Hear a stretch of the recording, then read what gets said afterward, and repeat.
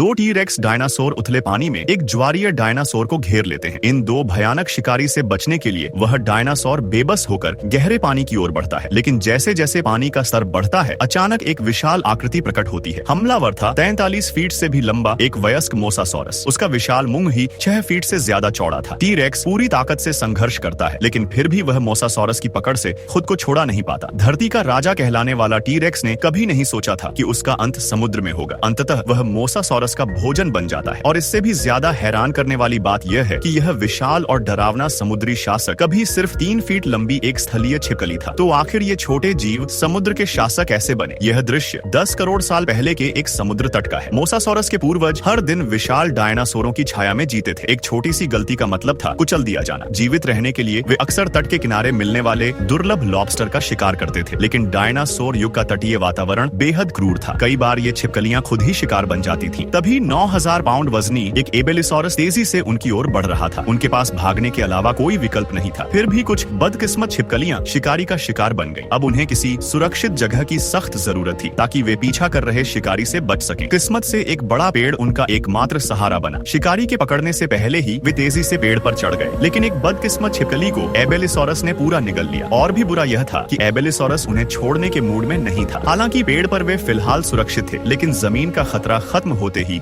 आसमान से नया खतरा आ गया। बेचारी छोटी छिपकलियां फिर से टेरोसॉर का शिकार बनने लगी। हालांकि एक छिपकली किसी तरह बच निकलने में सफल रही। जल्द ही टेरोसॉर फिर हमला करने लगे। दोनों तरफ से खतरा देकर उस छिपकली ने एक हैरान करने वाला फैसला लिया। उसने पूरी ताकत से छलांग लगाई और विशाल समुद्र में गोता लगा दिया। यह छलांग उनकी किस्मत बदलने वाली साबित हुई। समुद्र में प्रवेश करते ही छिपकलियां अपने बड़े मुंह की वजह से जल्दी ही नए वातावरण के अनुकूल ढल गई। उस समय का समुद्र न केवल ज्यादा सुरक्षित था, बल्कि भोजन से भी भरपूर था। वह उनके लिए स्वर्ग जैसा था। लेकिन विकास की प्रक्रिया धीमी होती है। चूंकि वे सरीसृप थे, इसलिए उन्हें प्रजनन के लिए जमीन पर लौटना पड़ता था, जहाँ शिकारी का खतरा बना रहता था। इसलिए उन्होंने एक नई क्षमता विकसित की। उन्होंने अपने बच्चों को शरीर के अंदर ही रखने और अपेक्षाकृत सुरक्षित समुद्र में जन्म देने की क्षमता हासिल की। हालांकि उनमें कुछ स्थलीय आदतें अभी भी थीं, इसलिए जन्म लेते ही शिशुओं को सांस लेने के लिए सतह पर आना पड़ता था। समय बीता गया और 3 करोड़ साल गुजर गए। जो छोटी छिपकलियां कभी डायनासोरों की छाया में रहती थीं, वे अब 50 फीट लंबे और 4500 पाउंड वजनी समुद्री शासक में बदल चुकी थीं।